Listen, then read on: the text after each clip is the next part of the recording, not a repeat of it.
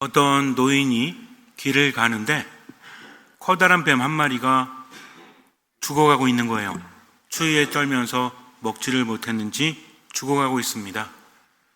노인은 그 뱀이 불쌍해서 집으로 데리고 왔어요. 따뜻하게 해주었습니다. 그리고 먹을 것을 주었어요.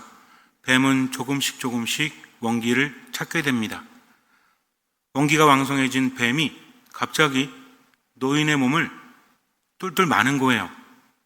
그리고 죽이려고 합니다. 노인이 말했어요. 나는 너를 불쌍히 여겨서 너를 살려줬는데 너는 왜 나를 죽이려고 하느냐? 하늘이 무섭지도 않으냐? 하느님께서 모든 것을 알고 계시는데 어떻게 은혜를 원수로 갚느냐? 그랬더니 뱀이 말합니다. 당신은 성경을 읽어본 적이 없어. 성경에 보면 이렇게 나옵니다. 창세기에서 하느님께서 말씀하시기를 여자의 후손과 뱀이 서로 다투는데 뱀이 그 손에 뒤꿈치를 물 것이다 라고 말했습니다. 그러니 나는 하느님의 말씀대로 실천하고 있는 것이죠 라고 말합니다. 너희는 기가 막혔죠. 성경의 내용은 그게 아니잖아요. 그렇게 나온다고 할지라도 의미는 다르지 않습니까? 그래서 그게 어떻게 하느님의 뜻이냐? 네가 정녕 이럴 거라면 우리 서로 판결을 내보자. 뱀이 말합니다. 좋습니다. 누구에게 판결을 부탁할까요? 지금 나가서 만나는 이들에게 물어보자. 뱀이 좋다고 말합니다. 뱀은 노인을 꽁꽁 뭐라고 하죠? 뱀이 또아리를 튼다? 이거 아닌 것 같은데. 뱀이 몸을 꽁꽁 싸맨다? 칭칭 감는다. 칭칭 감는다. 뱀이 노인의 몸을 칭칭 감은 채로 떨어지지 않습니다. 노인은 낑낑거리면서 밖으로 나갔죠. 길을 가는데 저 멀리에서 소 한 마리가 오고 있어요. 소에게 말합니다. 소야, 우리에게 분쟁이 생겼는데 네가 판결을 내주렴. 노인이 말합니다. 이러저러해서 이렇게 됐어. 소가 말합니다. 뱀말이 맞네. 성경에 나오잖아. 인간들은 아주 못됐어. 나는 매일매일 열심히 인간을 위해서 일하는데 인간들은 먹을 것도 충분히 주지 않고 또 지들은 편안한 방에서 쉬면서 나에게는 아주 안 좋은 자리만 줘. 인간들은 아주 못됐어 라고 말합니다. 소는 인간에 대한 적개심을 가지고 있었죠. 그래서 뱀의 편을 듭니다. 노인은 억울합니다. 아니다. 다른 이에게 또 물어보자. 뱀은 좋다고 합니다. 의기양양하게. 조금 더 길을 가는데 늑대 한 마리가 나타났어요. 늑대에게 묻습니다. 늑대야, 판결을 좀 내려주렴. 이러쿵저러쿵해서 이렇게 되었어. 늑대가 말합니다. 소말이 맞네. 아니, 소말이 맞네가 아니라 뱀말이 맞네 라고 말합니다. 늑대도 사람 편이 아니었던 거죠. 노인은 기가 막힙니다. 너무나 억울했어요. 자기는 사랑을 베푼 것뿐인데 뱀이 자기를 죽이려고 하니 안 되겠다. 임금님께 가서 물어보자 하면서 임금인 다윗에게 갔습니다. 이런저런 사정을 이야기했어요. 다 듣고 난 다윗이 이렇게 말합니다. 성경에 있는 것이 이루어져야 하니 뱀말이 옳도다. 다윗마저도 노인의 편을 들어주지 않습니다. 이제 노인은 낙심을 했죠. 마지막으로 한 사람에게 더 물어보자. 뱀은 의기양양합니다. 모두가 자기 편이니까. 궁궐에 뜰 안에 나갔는데 연못이 하나 있고 거기 연못에 한 아이가 돌을 연못으로 던지고 있는 거예요. 저게 뭔가 궁금했습니다. 지나가다가 물었죠. 왜 거기에 돌을 던지고 있니? 아이가 빤히 쳐다보니 말해요. 나는 왕자입니다. 지금 아버지의 지팡이가 연못에 빠져서 내가 돌을 던지고 있지요. 그러면 지팡이가 떠오를 겁니다. 깜짝 놀랐죠. 왕자라고 하니까. 죄송합니다. 제가 알아보지 못하고 왕자께 무례를 범했습니다. 그런데 왕자의 말을 듣고 보니까 뭔가 범상치 않은 거예요. 그 들리는 소문에 왕자가 참으로 지혜롭다. 그래서 왕자에게 한번 부탁해보자 라고 말해요. 그 왕자는 다윗의 아들인 솔로몬이었습니다. 솔로몬 그러면 지혜의 상징이죠. 나중에 하느님께 뭘 청했죠?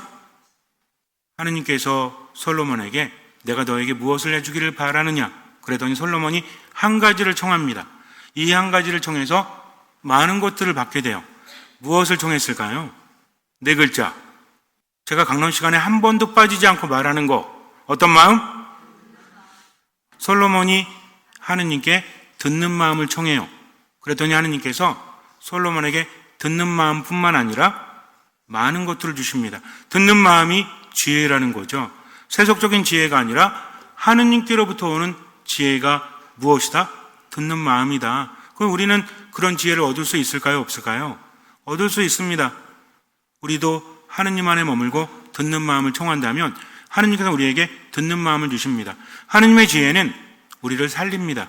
그때그때 때로는 그 선택이 어리석은 것 같아도 하느님의 말씀을 묵상하고 그 말씀을 따라서 세상을 살게 되면 하느님의 힘이 개입되어지기 때문에 좋은 것이 우리에게 온다는 거죠.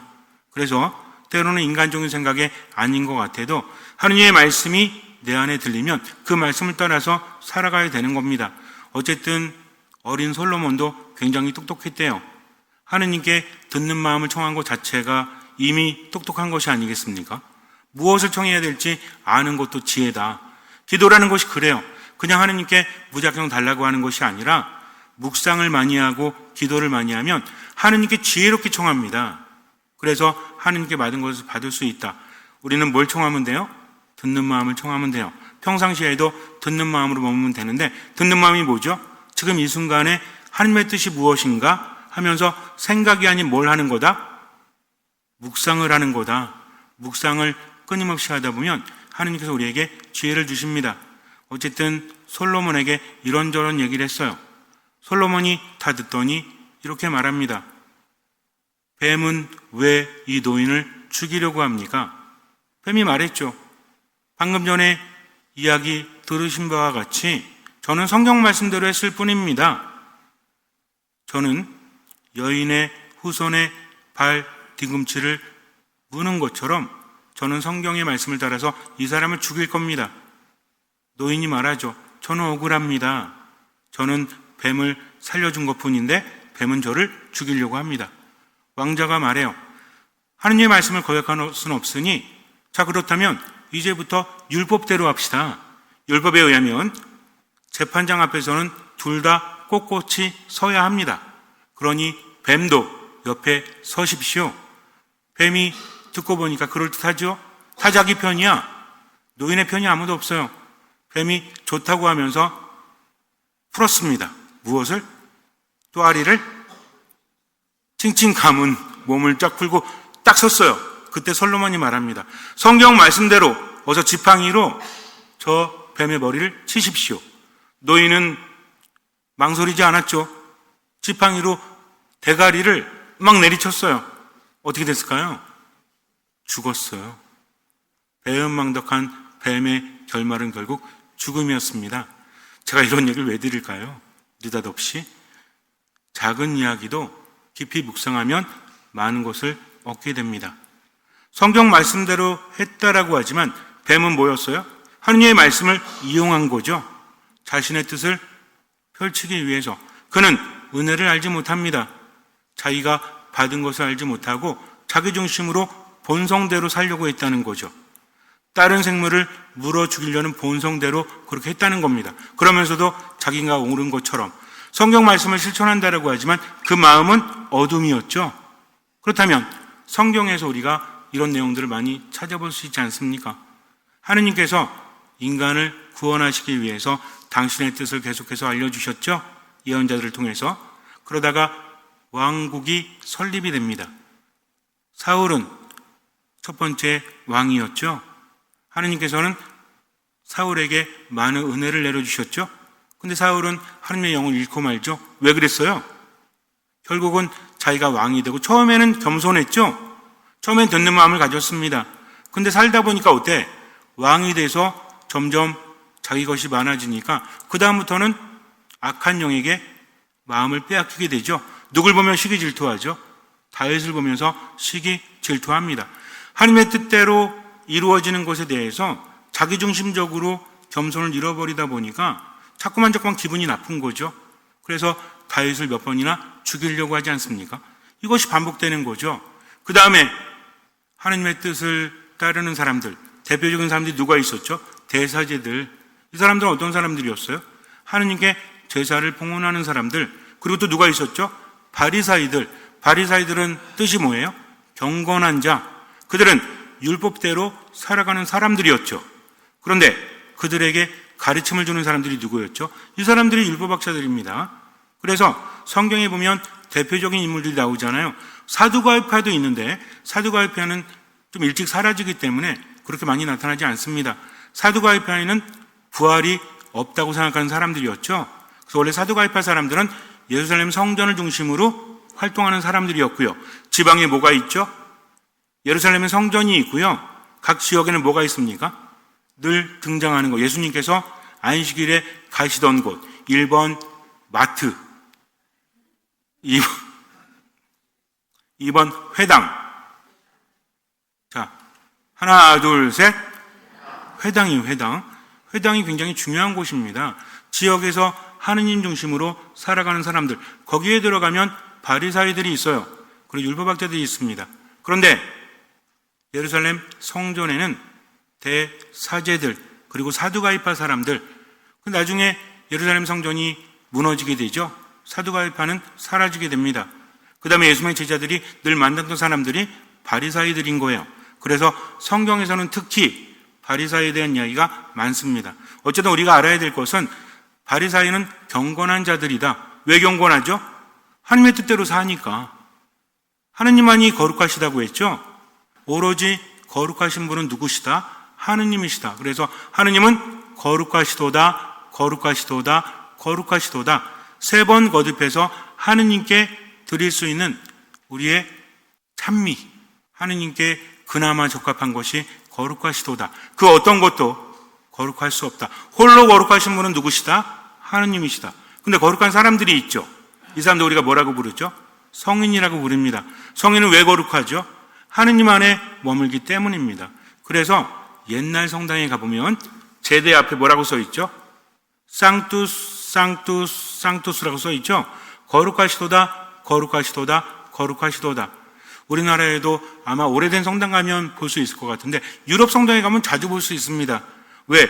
하느님만이 홀로 거룩하신 분이기 때문에. 근데 성인들은 하느님 안에 머물기 때문에 거룩하다는 거죠. 바리사이도 마찬가지입니다. 왜 경건한 자예요? 율법을 지키는 사람들이기 때문에. 율법이 중요하죠. 이스라엘 백성들에게 있어서 중요한 게 2가지가 있어요. 하나는 율법이고 하나는 무엇입니까? 예언이죠. 그럼 율법은 왜 중요하고 예언은 왜 중요하죠? 율법은 하느님의 계명을 받은 것이기 때문에 그래요. 우리가 하느님을 섬기니까 이 율법은 지켜야 된다. 대표적인 게 뭡니까? 대표적인 게 십계명이라고 했잖아요. 근데 이 십계명이 점점 분화되죠. 나중에 몇 개가 됐다고 그랬죠? 365 플러스 248. 금해야 될 것과 해야 될 것들. 이게 365개하고 248개입니다. 이렇게 우리가 외우기 어렵지만 365는 뭐죠? 1년이 365일이잖아요. 물론 366일 때도 있지만 보통. 그리고 248개 뭐냐면 인간의 뼈마디 숫자래요. 집에 가서 세보세요. 몇 개 되는지. 어쨌든 그래가지고 이 2개를 합치면 몇 개죠? 613개. 맞습니까? 어쨌든 이걸 지켜야 되는 거야. 10개가 613개가 됐어. 문제는 뭡니까? 이 율법을 잘 아는 사람들은 하느님 안에 머무는 것이고 잘 모르는 사람은 하느님 안에 머물지 못한다. 율법을 잘 아는 사람들이 누구였죠? 율법학자들입니다. 그러면 이 율법을 듣고 지키는 사람들이 누구라고요? 바리새인이라고요. 이 사람들은 사람들에게 존경을 받았을까요? 안 받았을까요? 존경받죠. 왜? 바리새인이기 때문에, 율법학자이기 때문에. 여러분들도 그렇잖아요. 우리 성당에서도 제가 지나가면 인사해요? 안 하세요? 인사하시죠? 저보다 어려서? 저보다 어리신 분, 여기 몇 분 안 계십니다. 저보다 많으신 분 대부분이죠. 근데 왜 인사해요? 사죄이기 때문이죠. 그럼 그때는 더 했죠. 바리새인들은 어떻습니까? 하느님의 말씀을 잘 지키는 사람들이었었는데 시간이 지나면 지날수록 하느님의 말씀을 점점 잊게 되죠. 기억하는 건 많습니다. 아는 것도 많아요. 근데 뭐예요? 하느님의 뜻은 이루어지지 않고 율법으로 오히려 자기들이 더 커졌다는 거죠. 진짜 중요한 건 스스로 알지 못해요. 어떻게 할 수 있을까요? 겸손을 잃어버리고 교만하게 되는 순간 드러난 증상이 있죠. 병두 징후들이 있다라고 하죠. 그렇지 않습니까? 그래서 우리가 나 혈압이 높은가? 나 당뇨인가? 아니면 신장이 안 좋은가? 심장이 안 좋은가? 징후들이 있어요, 없어요? 자가진단법이 있잖아요. 물론 정확하진 않지만, 그래서 요즘 이렇구나 해서 어디 가죠? 병원 가잖아요. 그래서 검진 받아보고 병 있다고 하면 치료받죠. 이렇게 징후들이 있습니다. 내가 교만해지는지를 알 수 있는 징후가 무엇일까요? 여러 가지가 있지만 고집이에요, 고집. 고집을 부리는 사람은 하느님 안에 머물지 못하면서도 그것을 알지 못합니다. 예수님께서 우리에게 뭐라고 하셨죠? 어린이처럼 되지 않으면 하나님 나라에 들어갈 수 없다라고 하시죠. 이게 무슨 내용일까요? 어린이는 고집을 부립니까? 안 부립니까? 물론 애들이 고집을 부리긴 하지. 근데 어른 고집에 비하면 아무것도 아니야. 애들은 고집 부리다가도 어때요? 엄마 말, 아빠 말을 듣습니다. 근데 어른들은 뭐예요? 엄마 말, 아빠 말 들어요? 듣기는. 겉으로는 안 그런 척해도 고집을 부리죠. 그러면서 어떻게 합니까? 싫은 건 죽어도 싫은 거지. 그리고 좋으면 죽어도 좋은 겁니다. 어떤 사람 둘이 이야기하고 있는데 가서 내가 참견하잖아요. 이 사람 말이 옳고 A라는 사람의 말이 옳고 B라는 사람의 말이 좀 틀린 것 같아. 근데 A는 별로 안 친하고 B는 되게 친해. 그럼 어느 편 들어요? 대답하지 마세요. 인간의 마음이라는 게 그래요. 내가 좋아하는 사람이 하면 그럴 수도 있지라고 합니다. 내가 싫어하는 인간이 하잖아요. 어떻게 인간이 저럴 수 있어? 딱 걸려서 너. 이렇게 되지 않습니까? 이것도 하나의 고집이라는 거죠. 우리는 하느님을 알아본다고 하면서도 어쩌면 바리사이들처럼 하느님을 알아보지 못하는 수도 있어요. 뱀이 어떤 마음을 가졌기 때문에 사악한 마음을 가졌기 때문이죠. 성경에 그런다라고 하지만 그는 자기가 받은 은혜를 원수로 갚으려고 합니다. 우리가 묵상해 봐야 돼요. 바리사이들, 율법학자들은 어땠습니까? 예수님께서 유명해지시니까 그분이 출신이 어디였어요? 서울대 나왔어? 아니죠. 출신도 저 시골이잖아요. 시골 어디? 나자렛 사람이다. 나자렛 그러면 마도보다 더 깡촌이야. 그럼 거기서 뭐 대단한 게 나온다고 여기겠습니까? 그렇지 않았다는 거죠. 그 사람들 볼 때. 그럼 우리는 여러분들이 아픈데 병원에 가야 되는데 요 앞에 A병원 서울대 출신이야. 딱 갔더니 뭐라고 써 있어? 베리타스 룩스 메어 써 있어요. 서울대 표시. 옆에는 듣도 보도 못한 저기 밑에 있는 의대야. 그럼 어디 가실래요?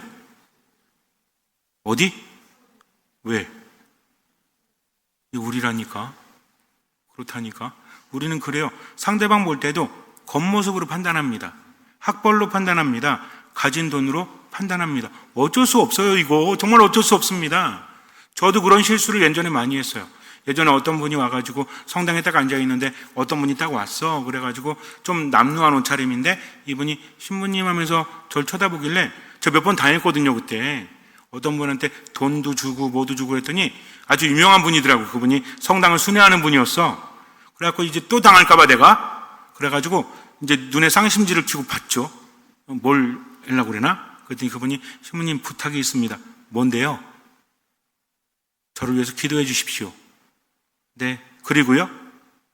그냥 기도해 주십시오. 또 없고요? 없습니다 하고 가더라고요. 순간 멍치가 아니라 망치로 머리를 맞은 것처럼 정신이 번쩍 들었어요. 나 또한 선입견으로 저 사람을 바라보고 있구나. 편견으로 바라보고 있구나. 내가 당했기 때문에 그 사람에게 이렇게 한 것이 올바른가요? 그렇지 않습니다. 인간은 되게 약해요. 진짜 약해요. 인간은 대단하다고 여기면서도 감정의 노예가 돼서 내 거와 네 거를 구분하는 순간부터 공격적이 됩니다. 이게 얼마나 무서운 건지 몰라요. 근데 중요한 건 우리가 알지 못한다는 거죠. 뭘 보고 알 수 있다? 고집을 보고 알 수 있다는 겁니다. 바리사이들은요, 예수님이 대단하긴 했죠. 학벌도 별거 아닌데 뭐가 대단합니까? 하느님께로부터 오는 게 세 가지가 있어요. 두 가지 이미 아시죠?